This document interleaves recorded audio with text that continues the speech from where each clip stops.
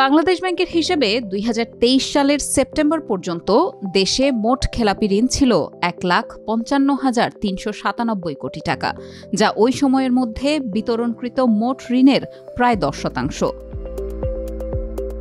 এই খেলাপি ঋণের মধ্যে ৯৮,৩৩৫ কোটি টাকা বা ৬৩% জন্য দায়ী মাত্র ১০ ব্যাংকের গ্রাহক। এছাড়া খেলাপি ঋণ কম দেখাতে ১ লাখ কোটি টাকার ঋণ পুনর্তফসিলও করেছে প্রতিষ্ঠানগুলো। বাকি প্রায় ৫৭,০৬২ কোটি টাকা খেলাপির জন্য দায়ী অন্য ৫১টি ব্যাংকের ঋণগ্রহীতারা। এই বিশাল আকৃতির খেলাপি ঋণ এবং এমন ঋণ পুনঃতফসিল প্রবণতাকে ব্যাংকিং খাতের জন্য ঝুঁকিপূর্ণ হিসেবেই দেখছেন ব্যাংকাররা।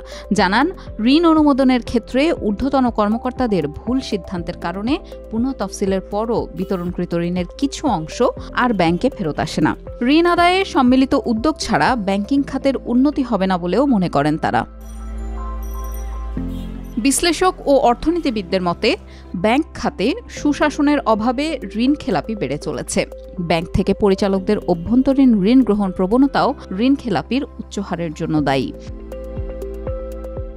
সরকারের হস্তক্ষেপ ছাড়া এই সংকট থেকে ব্যাংকিং খাতের মুক্তি দেখছেন না পলিসি রিসার্চ ইনস্টিটিউট PRI এর নির্বাহী পরিচালক আহসান এইচ মনসুর।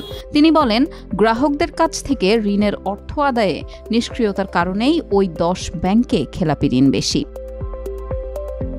তবে ব্যাংক খাত সংস্কারে একীভূতকরণের প্রক্রিয়া সুষ্ঠুভাবে হচ্ছে না বলে মনে করেন এই অর্থনীতিবিদ। তার মতে, বর্তমানে ব্যাংকগুলো একীভূতকরণে রাজনৈতিক প্রভাবসহ নানান প্রতিবন্ধকতা রয়েছে। কেন্দ্রীয় ব্যাংকের একীভূতকরণ প্রক্রিয়ায়ও ভুল রয়েছে। এখানে স্বচ্ছতার অভাবও রয়েছে।